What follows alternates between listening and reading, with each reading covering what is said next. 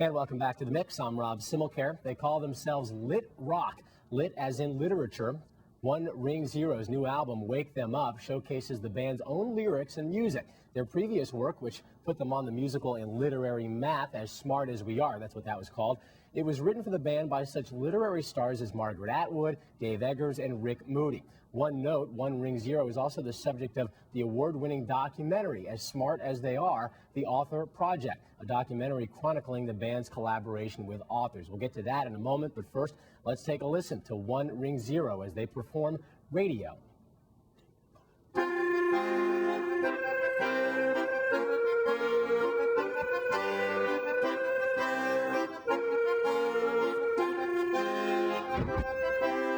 If I had a radio for every time you loved me so, I wouldn't have a radio at all.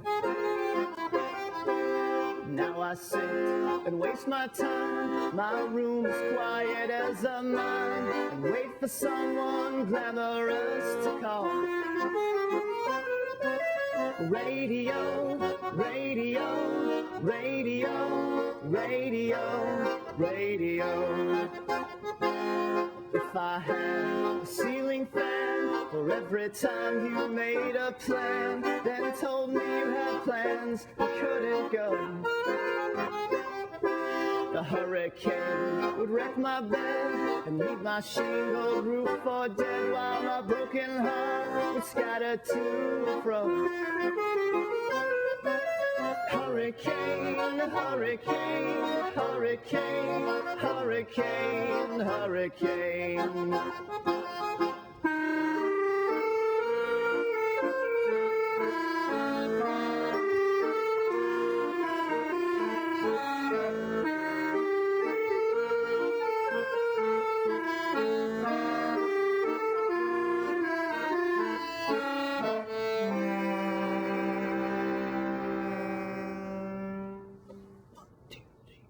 If I had a leisure suit, 1/10 of 1% as cute as certain parts of aspects of your face. Every single summer day, I look so really good, you'd say the way I treated you was a disgrace. Really good, really good, really good, really good. I wish I had a radio with songs about you.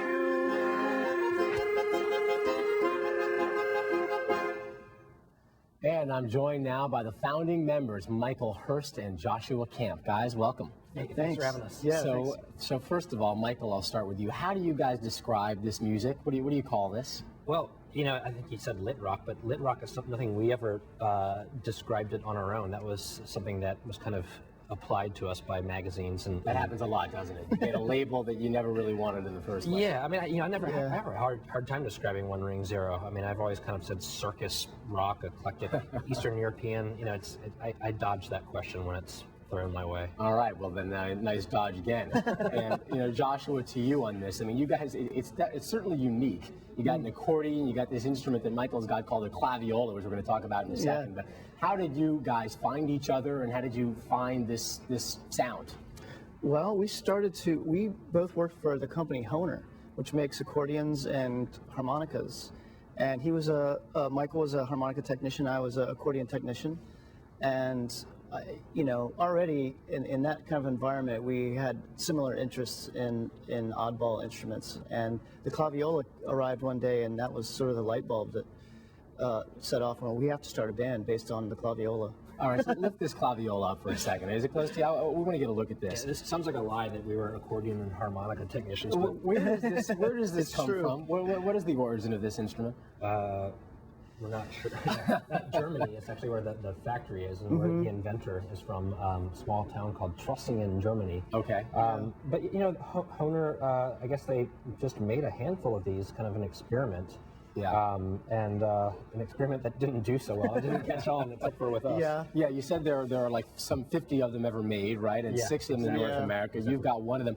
So how We've actually got 4 of them. how on earth does a guy from Virginia, you're both from Virginia, end up playing the accordion is one thing, but how do you end up playing the claviola? Less competition.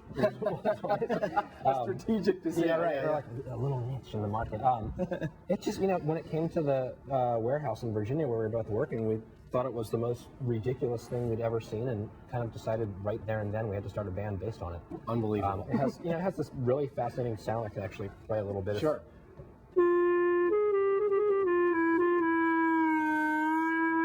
Wow. You can bend notes. There's nothing else quite like that. You bent one of those notes like Beckham there. That was beautiful.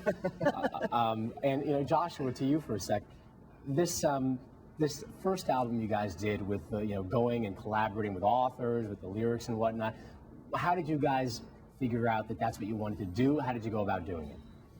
That was another situation that we just fell into. When we moved to Brooklyn from Virginia, we started to work in a lot of literary readings, particularly at McSweeney's, which is a publishing company. Also, they would have weekly events, and we became sort of the house band.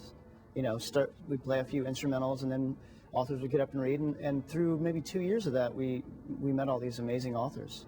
And so you said, you know what, these guys can probably write a little better than we can, so Yeah, why don't we try to exactly. tap into them? So you do this first album with them, and now you're doing lyrics on your own. How are you guys finding it? Are you comfortable writing lyrics, or do you enjoy it? It was, well, I mean, with the company that we keep, it was a little intimidating to try I would writing think them. so, yeah. But We had been in bands prior to One Ring Zero, Right.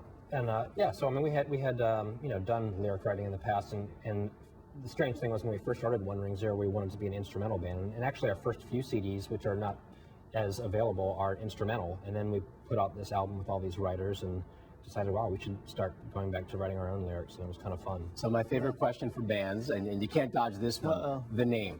How did you guys come up with the name, Michael? I'm going to put you back on the hot seat here. One Ring Zero, where's I it come won't from? dodge the question, but it's just the bad answer. I mean, It always is, but I ask it anyway. yeah, it's not so interesting. it sounded circusy. It had it seems like no matter what name you come up with for your band, there's going to be 30 other bands with the same name, and at least now you can Google a name and see if there's other bands with the same name. But at the time, which was just 9 years ago when the band was formed, we needed something quickly when the first record was coming out, and One Ring Zero just sounded circusy. It just sounded interesting. One of these days, I'm going to get a good answer to that question. But it usually is more random than you think. It's funny about music. Yeah, groups. it's random. Well, great listening to you guys. Great meeting you guys. Thanks and for having us. Yeah, good thank you luck so much. down the road with both of these wacky instruments. Especially, I got to get myself one of those. We'll talk after the show.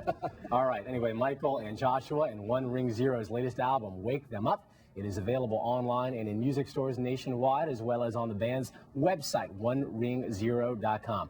Thanks for watching The Mix. We'll see you next time.